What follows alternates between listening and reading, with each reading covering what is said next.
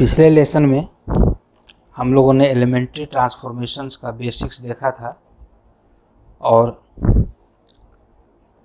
उसका एक application to find inverse of a given matrix with the help of elementary transformations, ये एक सीखना था जो आज के इस लेसन में हम लोग सीखेंगे।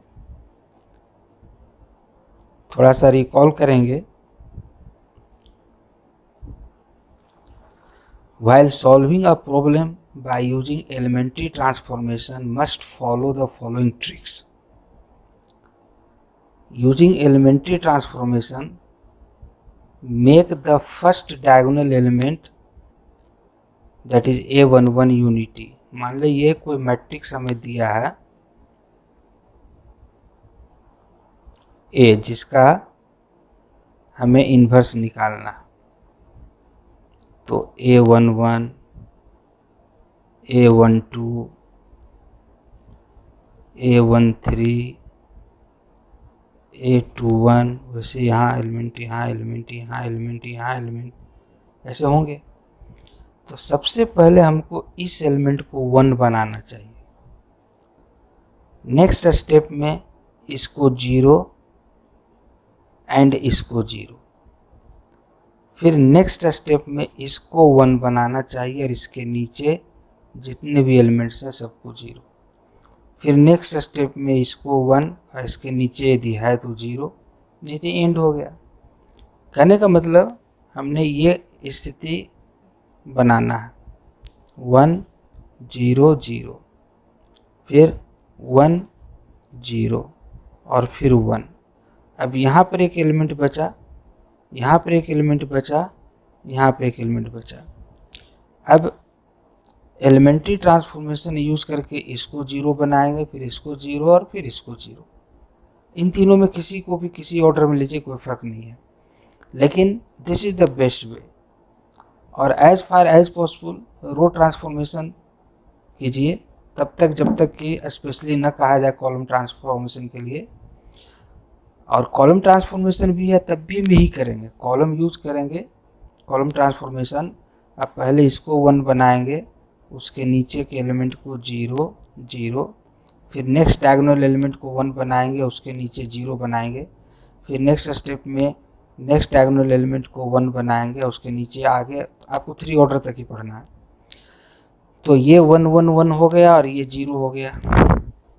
अब आप इसको 0 इसको 0 इसको 0 1 1 स्टेप करके निकाल दीजिए, आपको आइडेंटिटी मैट्रिक्स बन जाएगा और इन्वर्स मिल जाएगा। So first point, using elementary transformation make the first diagonal element unity.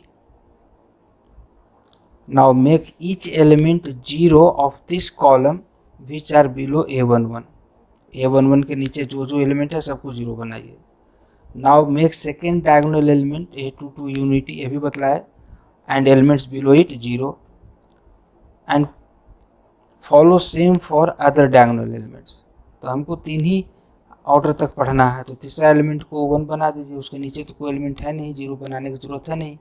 फिर उसके ऊपर जो बचे हुए फर्स्ट रो में 2 एलिमेंट होंगे और सेकेंड रो में 1 एलिमेंट, उसको 0 बना देना है। और जैसे ही हुआ मेरा काम हो गया, आप देखेंगे कि हमको इन्वर्स मिल जाएगा।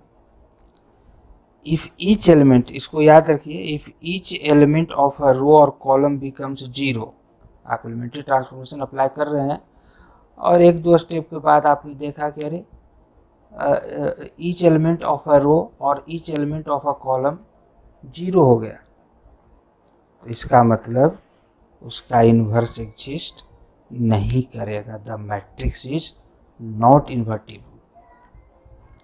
सिंपल है। अब हम लोग कुछ क्वेश्चन देखेंगे।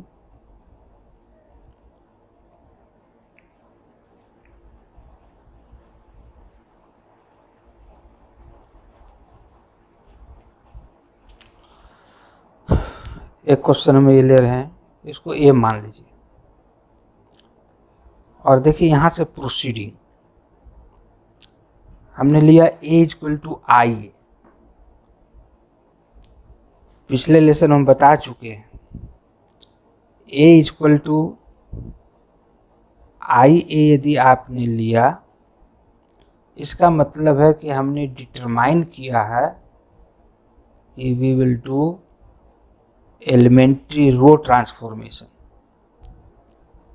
इस मैट्रिक्स के रोज को सिर्फ चेंज करेंगे और कॉरस्पॉन्डिंग चेंज इस मैट्रिक्स को करेंगे। इसको अनचेंज रखेंगे, इसको कहीं नहीं कुछ करना है।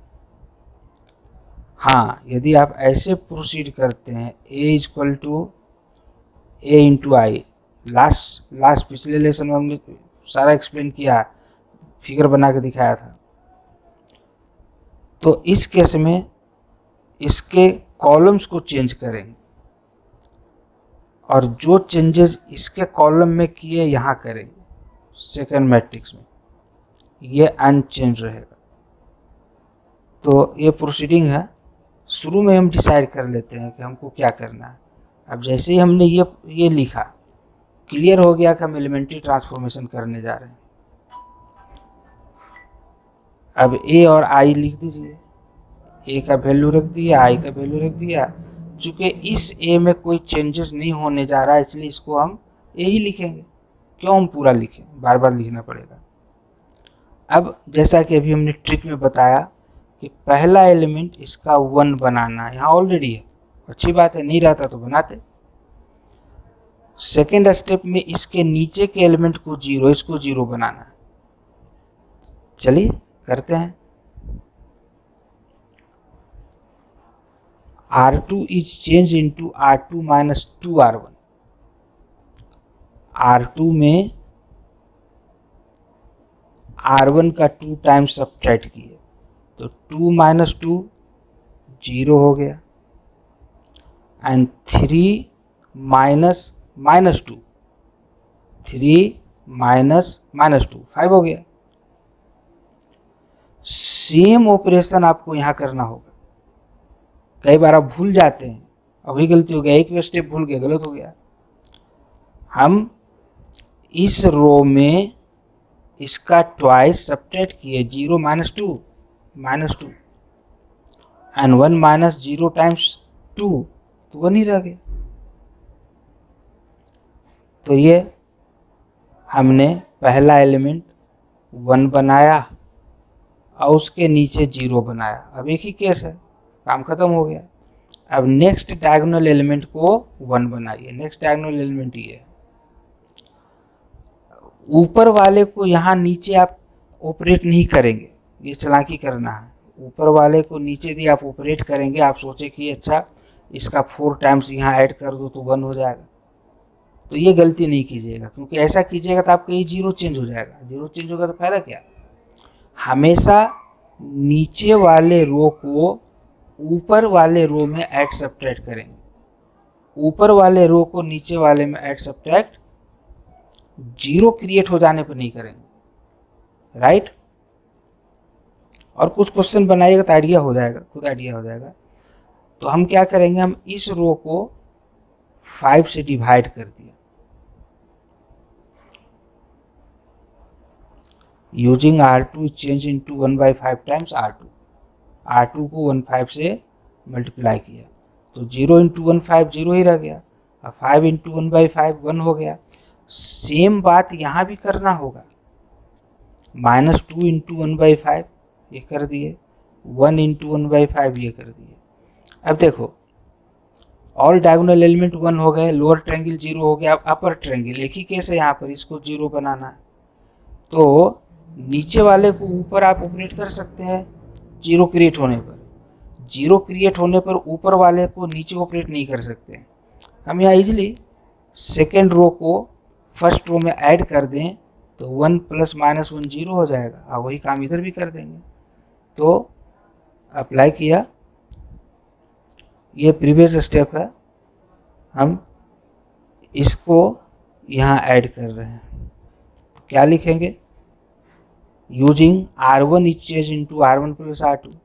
अब ऐसा किए तो देखिए 0 + 1 1 ही रह गया, और 1 + -1 0 हो गया, और -2/5 + 1 3/5 ये कर दिया, और 0 + 1/5 1/5। तो देखिए कितना अच्छा केस आ गया, इंटरेस्टिंग है। एक मैट्रिक्स ये है और दूसरा मैट्रिक्स ये है, इन दोनों का प्रोडक्ट देखिए क्या है, आइडेंटिटी मैट्रिक्स। ये तभी संभव है जब ये दोनों एक दूसरे का इन्वर्स हो। तो हम कह सकते हैं this implies A inverse is this matrix. और हम देख रहे हैं 1/5 सब जगह कॉमन है, तो बाहर कॉमन ले लिए तो हमें इन्वर्स मिल गया। आप चेक कर सकते हैं, ए जो गिवन मैट्रिक्स है उसको आप ए इन्वर्स जो मैट्रिक्स आया इसके साथ मल्टीप्लाई करेंगे तो हमेशा आई आएगा। उल्टा भी ए इन्वर्स जो आपका आया इंटू ए जो दिया हुआ है मल्टीप्लाई कीजिएगा आई ही आएगा। तो कई बार वेरिफिकेशन भी पूछ देता है, तो वेरिफिकेशन का मतलब है आपको इन दोनों में से किसी एक को दिखा देना, दोनों को दिखाना जरूरी नहीं है। एक क्वेश्चन और लेंगे,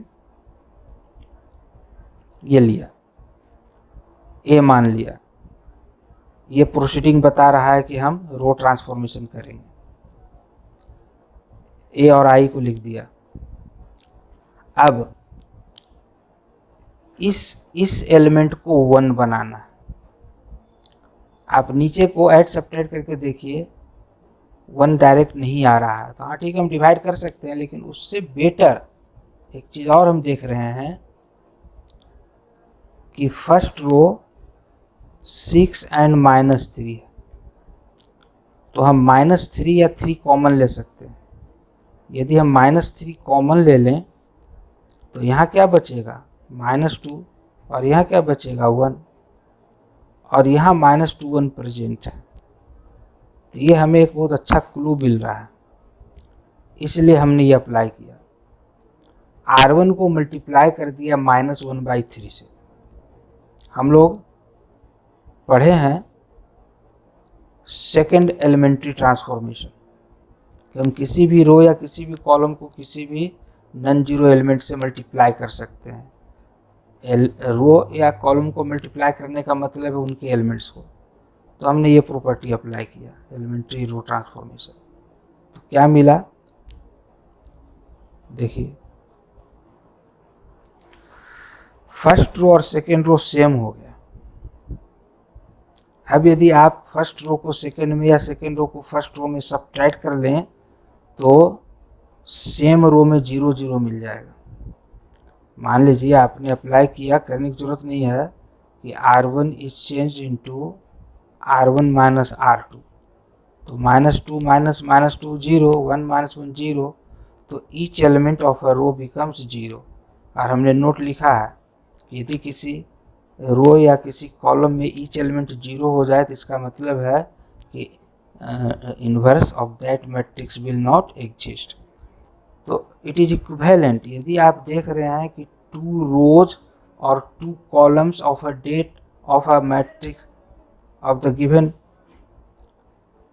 सिस्टम आइडेंटिकल हो जाए, इसका मतलब है कि इसका इन्वर्स एग्जिस्ट नहीं करेगा। यहीं पर आंसर लिख देना है, since 2 rows are identical therefore inverse will not exist। Clear है? नेक्स्ट क्वेश्चन, ये एक 3 ऑर्डर का मैट्रिक्स है, इसका इन्वर्स निकालना है बाय एलिमेंट्री ट्रांसफॉर्मेशन। ए मान लिया और प्रोसीडिंग, ये प्रोसीडिंग है कि हम रो ट्रांसफॉर्मेशन करेंगे। ए और आई का वैल्यू रख दिया। अब जैसा कि हम बार बार बोल रहे हैं कि फर्स्ट डायगोनल एलिमेंट को इसको हम 1 बनाएंगे। तो कई तरह से बना सकते हैं, कोई एक मेथड नहीं है। हाँ, यहाँ पर हम 2 से डिवाइड कर दें तो 1 आ जाएगा, लेकिन ये फ्रैक्शन हो जाएगा, ये फ्रैक्शन हो जाएगा, ये फ्रैक्शन हो जाएगा। बहुत सारे फ्रैक्शंस फर्स्ट ही स्टेज में यदि इन्वॉल्व हो जाएंगे तो कैलकुलेशन वर्क हमारा काफ़ी लेंदी होगा।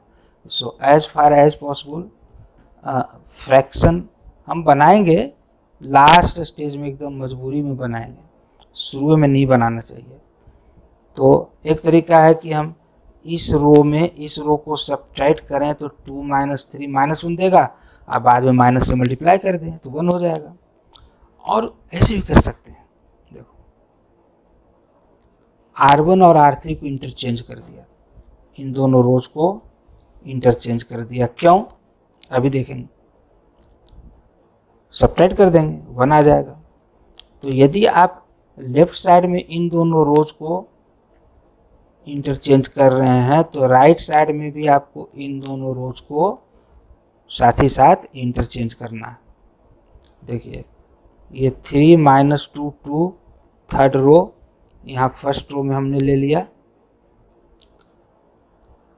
और ये 0 0 1 थर्ड रो फर्स्ट रो में ले लिया, और जो फर्स्ट रो था -2 -3 3 थर्ड रो में आ गया, और इसका 1 0 0 यहाँ आ गया। तो दोनों ओर साइमल्टेनियसली हम ट्रांसफॉर्मेशन अप्लाई करेंगे। अब यहाँ 1 क्रिएट करने के लिए हम इसमें इसको या इसको सब्ट्रैक्ट कर सकते हैं। R1 is change into R1 - R2, first row में इसमें हमने इसको सब्ट्रैक्ट किया ताकि 3 - 2 1 दे दे, क्योंकि पहला डायगोनल एलिमेंट का हमको हर हाल में 1 बनाना है। देखिए 1 बना दिए, ये 1 हो गया। और इधर हमने R1 - R3 किया है, तो इधर भी करना पड़ेगा। नहीं, यहाँ R1 माइनस सॉरी,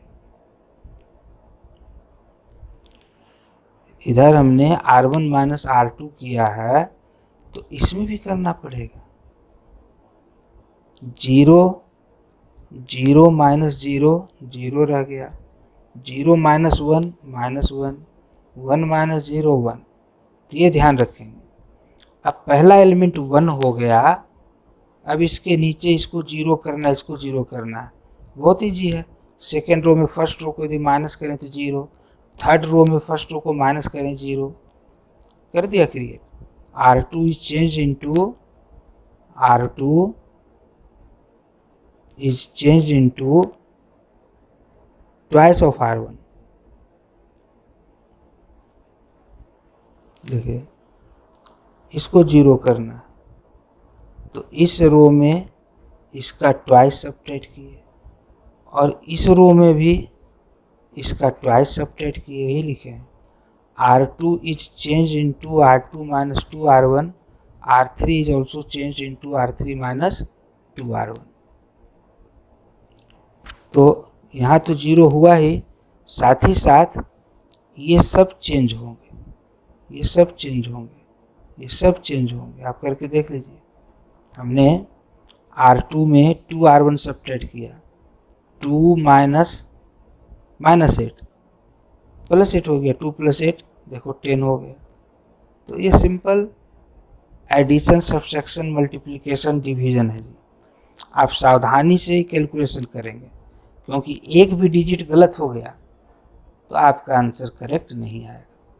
और सिंपल एडिशन सब्ट्रैक्शन है, तो क्यों हड़बड़ाना है, आराम से करेंगे। जरूरत पड़ेगा साइड में रफ में लिख के करेंगे। अब देखो, अब नेक्स्ट वर्क हमारा है इसको 1 बनाना और इसके नीचे 0 क्रिएट करना। हम इस चीज़ को ट्रांसफ़र कर रहे हैं अगला स्लाइड में, यही है। अब इसको हम 10 बनाने के लिए क्या ऑपरेट कर सकते हैं जो पॉसिबल हो। तो यहाँ पर हालांकि हम 1/5 से मल्टीप्लाई भी कर सकते थे, और 1/10 से कर दो। R2 is change into 1/10 of R2। तो 1/10 से मल्टीप्लाई करेंगे तो इसको भी करेंगे, इसको भी करेंगे, इसको भी करेंगे, और यहाँ भी करेंगे। ये देखिए आ गया, चेक कर लीजिए, ये आ गया।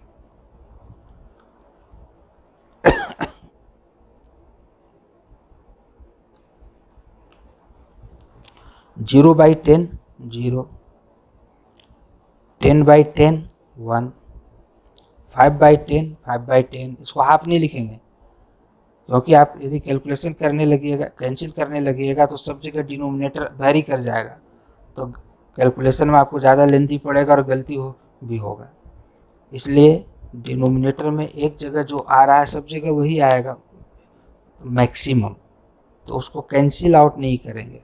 अब आप यहाँ कैंसिल कर दिए, यहाँ कैंसिल कर दिए, तो आप जानबूझ करके लेंथी कर रहे हैं और गलती कर रहे हैं। हम कैंसिल करने की सलाह नहीं देते हैं। फिर 0/10 0, 3/10 लिख दिया, -2/10 लिख दिया। तो सेकेंड डायगोनल एलिमेंट को हमने 1 बना लिया। अब क्या हम ट्रिक पढ़े हैं, अब इसको 0 बनाना, तो इसका 5 टाइम्स यहाँ सब्ट्रैक्ट कर दो, 5 - 5 0 हो जाएगा, 0 - 0 ही रह जाएगा, और 5 - 25/10 हो जाएगा।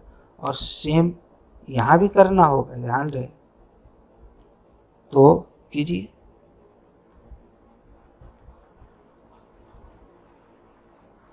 हमने R3 में सब्ट्रैक्ट किया 5 टाइम्स ऑफ R2, तो देखिए first row unchanged, second row unchanged, लेकिन यहाँ क्या हो गया, 5 - 5 0, और यहाँ क्या होगा 5/10 माइनस 5 टाइम्स R2। हमने 5/10 माइनस 5 टाइम्स R3 में सब्ट्रैक्ट किया, सॉरी, 5 - 5 टाइम्स ऑफ दिस, तो 25/10, 50 - 25, 25/10 यहाँ लिख दिए। तो ये सब सिंपल है, केवल ये ध्यान रखेंगे कि दोनों ओर कर रहे हैं। वही कहानी यहाँ भी, कि इसमें हमने सब्ट्रैक्ट किया 5 टाइम्स ऑफ दिस रो, ठीक है, तो 1 - 5 टाइम्स ऑफ 0, तो 1 रह गया। फिर 2 - 15/10, 2 - 15/10 क्या होगा, 20 - 15, 5/10 लिख दिया, 5/10। एंड सिमिलरली इसमें सब्ट्रैक्ट किया 5 times of this, -2 minus plus 5 times 2/10, 10/10, -2 + 1 -1, ये लिख दिया -1। क्या इतना कैलकुलेशन हमको करना नहीं चाहिए, लेकिन चूंकि यहाँ बोर्ड नहीं है इसलिए हम ये बोल रहे हैं, लेकिन आप करके देखिए। अब देखो इसको अब हमको 1 बनाना है, तो 10/25 से हम इस रो को मल्टीप्लाई कर देते हैं 10/25 से। 10/25 इंटू 0, तो 0 रह गया, ये भी 0 रह गया, लेकिन ये क्या हो गया 1, ये 1 हो गया। और इधर भी मल्टीप्लाई करेंगे, और मल्टीप्लाई करने पर देखिए आता है कि अब इसको 0 बनाएंगे, नेक्स्ट स्टेप में इसको 0 बनाएंगे, इसको 0 बनाएंगे, और जो ऑपरेशन इधर करेंगे वही इधर भी करेंगे।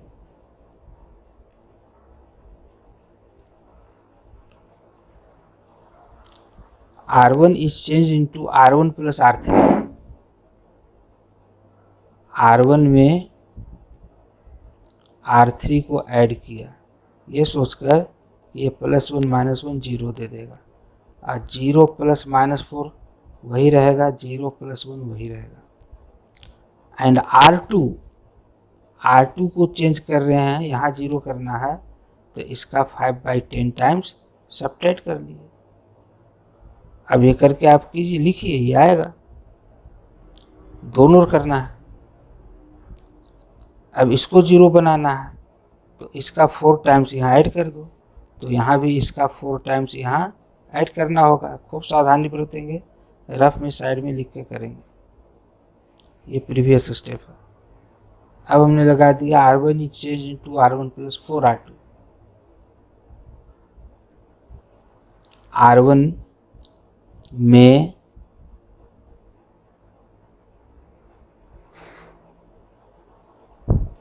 यहाँ 0 करना है, तो R1 में इसका 4 टाइम्स सब्ट्रैक्ट करेंगे तो 0 हो जाएगा। तो वही काम यहाँ भी करना है कि इस रो में इसका 4 टाइम्स सब्ट्रैक्ट करना है।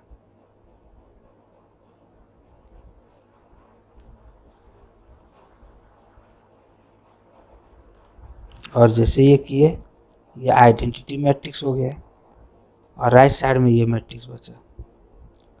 1/50 कॉमन ले लिए, मैट्रिक्स से each एलिमेंट से कॉमन लेंगे तो ये आएगा। और 10 सब में कॉमन है, 10 से डिवाइड कर दिए तो ये आ गया। सो इनवर्स इज दिस। क्यों हमने इसको इनवर्स कहा?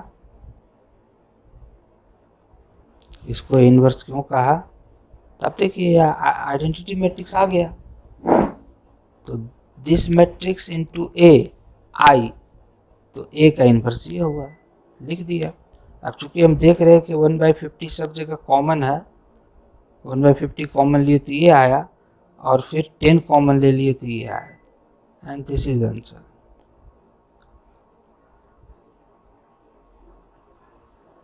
नेक्स्ट लेसन में हम लोग डिस्कस करेंगे adjoint and how inverse of a matrix can be calculated with the help of adjoints।